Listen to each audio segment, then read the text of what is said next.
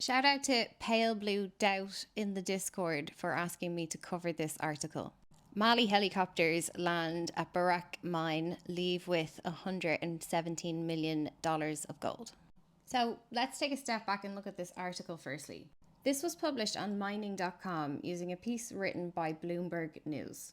You might think that a website called mining.com would be neutral and fact-based reporting on geology. But the truth is, mining.com is an industry website. It exists to serve the needs of mining companies, investors, and executives, extractors, not the public, and definitely not the people who live near the mines in Mali. Let's take a look at what it says. It tells you that helicopters landed and gold was taken. It gives you the weight and the market value in dollars. And it tells you Barak's version of events in great detail. It shares a quote from CEO Mark Bristow, and it says Barak is using the legal process to resolve this issue.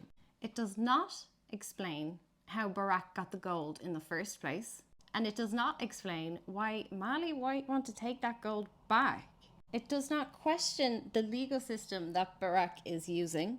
It did not speak to the Mali government. It didn't speak to any people from Mali. Not workers, not miners, certainly not experts. It says Mali has a dangerous military regime, but it does not say whether Barak has paid its way for this gold, either in wages or taxes, and does not give you a shred of historical context about colonization in Africa. It tries to sound balanced, but it's a classic Western trick. Pretend to be neutral, but ignore asymmetry, ignore history, ignore power imbalances, ignore how money and law and violence have shaped who owns what here in the first place. This white man from South Africa is the CEO of Barrick Gold, Mark Bristow. Since he took charge of Barrick Gold, he is proud to announce to investors that he has generated roughly $23 billion. He's created a surplus revenue of over $5 billion for investors. He speaks publicly about mining sustainability, but he is aggressively accusing the Mali government of illegally seizing his gold. He's angry that it takes $15 million a month to maintain the site, and he is threatening to use all the legal tools at his disposal to challenge Mali's actions. This is Assimi Goïta. He was born in Mali. He trained in military schools in Mali. He served in the special forces and protected Mali from jihadists. And in 2020, he was part of a coup that ousted the Western-backed leader. He's now the president of Mali and a 5-star general. In 2023, he introduced a new mining code. It states that Mali must hold 30 to 35% of all shares in mining activity. And mining companies need to start processing their gold in Mali. He started construction of a state-backed refinery. He currently leads the Alliance of the Sahel States, which is a military and political pact between Mali, Burkina Faso, and Niger. And in July 2025, he sent helicopters into the Barrick gold mine. Hence this article. Barrick Gold are a Canadian company. They are one of the biggest gold mining companies in the world. They are based in Toronto, Canada.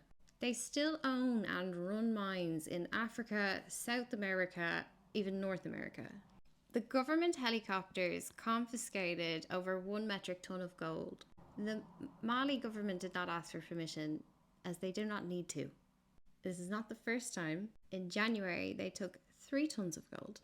Barrick Gold makes billions for white shareholders by digging gold and copper from other countries. And because it's not white Canada, they do this in dangerous, reckless, and cheap ways that damage the local ecosystem. The money leaves the country and Mali has to deal with the consequences. The mine is in Western Mali. It's called the Loulo-Gounkoto complex. It's one of the richest gold mines in Africa. It's been active for many years, and the gold that comes out of this mine is usually shipped overseas. The government says Barrick Gold owes them taxes. They say that Barrick and other companies like this should be paying more money to Mali. And so they passed new laws to take more control of gold mining. They say these foreign companies make too much money while Mali gets too little. And it's a valid statement. Let's look at the numbers. Barrick Gold's revenue in 2024 was $12.92 billion. The total GDP of Mali is $26.6 billion. That means one foreign miner's yearly sales equal half the whole Malian economy. The amount of African smuggled gold in 2022 was 435 tons. That is worth $30 billion. Switzerland is the second biggest importer, while the EU humanitarian budget for the entire Sahel region is only 200 million. Gold, worth more than 140 times the EU's Sahel aid budget, is leaving Africa every year and finding its way to Switzerland. In 2019, the IMF urged Mali to improve the business climate. They asked them to streamline tax exemptions for the mining sector. Switzerland markets itself as the human rights champion, yet it remains the core hub for African gold, whose origins often remain undeclared. The same governments that sanction Mali for coups buy its gold and back investor lawsuits against any move by locals to protect themselves from this theft. 20% of Mali's population lives on less than $2 a day. That's 1 in every 5 people. Africa loses about $88 billion a year through these illicit financial flows. The total claims filed by mining companies against African governments exceeds $55.5 billion. Corporations can win bigger payouts than an entire country's health or education budget.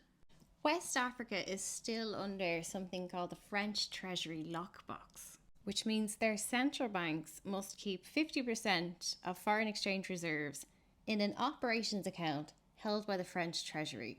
So Paris still holds a direct grip on the Sahel countries, and it forces them to borrow at incredibly high interest rates for basic services just to keep populations alive.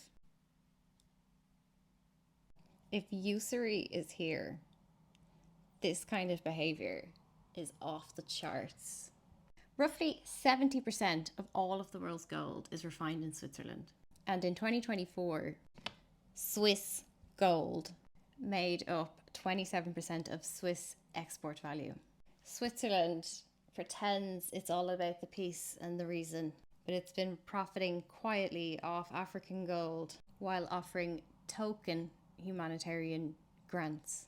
And most recently, the US has axed its $25 million literacy program that taught 20,000 Malians to read after the 2021 coup. So the West is cutting aid programs in protest at any attempt to stop the billions in Malian gold keep streaming through Western banks and refineries. It's money in, crumbs out. Aid cuts and the rule of law are just a narrative smokescreen. There are far bigger flows going the other way that benefit the West. At the moment, the GDP of Mali is 26.6 billion, but the total gross resource production value per year is 11.8 billion. That single figure equals 44% of Mali's total GDP. The in-ground gold stock proven by Barrick is at least $76 billion. And there's also lithium worth $33 billion. Just these two deposits carry 107 billion in metal surface prices, 4 times the GDP.